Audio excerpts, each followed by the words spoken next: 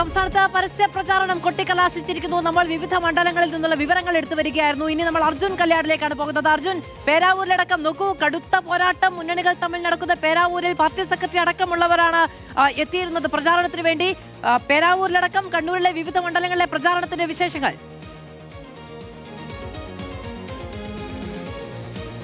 അത് തീർച്ചയായിട്ടും കണ്ണൂരിൽ വലിയ ആവേശത്തിൽ തന്നെയാണ് കൊട്ടിക്കലാശം കൊട്ടി സമാപിച്ചിരിക്കുന്നത്. ഈ പറയുന്ന പോലെ പേരാവൂരിൽ നിന്നും തുടങ്ങി പയ്യന്നൂരിലേക്ക് 11 മണ്ഡലങ്ങളിലും അതിശക്തമായിട്ടുള്ള പോരാട്ടം. ആ പോരാട്ടം എത്രമാത്രം കനത്തതാണ് എന്നുള്ളത് വ്യക്തമാക്കുന്നതായിരുന്നു ഇന്ന് നടന്ന കൊട്ടിക്കലാശം.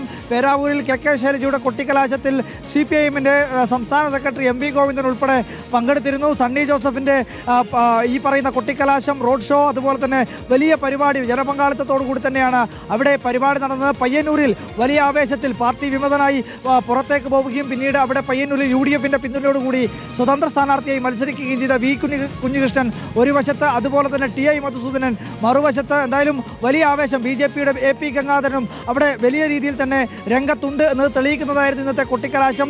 അതുപോലെ തന്നെ കണ്ണൂർ മണ്ഡലത്തിൽ ആദ്യഘട്ടത്തിൽ വലിയ രീതിയിൽ കോൺഗ്രസിനെ പ്രതിരോധത്തിലാക്കിയിരുന്നത് കെ സുധാകരൻ കോൺഗ്രസ് പാർട്ടിയുമായി ഇടഞ്ഞു നിൽക്കുന്ന കാഴ്ചകളുണ്ടാണ്. പക്ഷേ അവസാന ഘട്ടത്തിൽ ഇന്നിപ്പോൾ TO മോഹനന്റെ ഈ കൊട്ടിക്കലാശത്തിലെ റോഡ് ഷോയിൽ കെ സുധാകരനും TO മോഹനനോടൊപ്പം നിൽക്കുന്നത് നമ്മൾ കാണുകയുണ്ടായി. എന്തായാലും കോൺഗ്രസിനെ സംബന്ധിച്ച് അത് വലിയ ആശ്വാസമാണ്. കാരണം ആദ്യഘട്ടത്തിൽ ഈ പറയുന്ന സ്ഥാനാർത്ഥിത്വവുമായി ബന്ധപ്പെട്ടുകൊണ്ട് വലിയ ഒരു അനിശ്ചിതത്വം അല്ലെങ്കിൽ വലിയ ഒരു ആശയക്കുഴപ്പം കോൺഗ്രസിനകത്ത് കണ്ണൂരിൽ.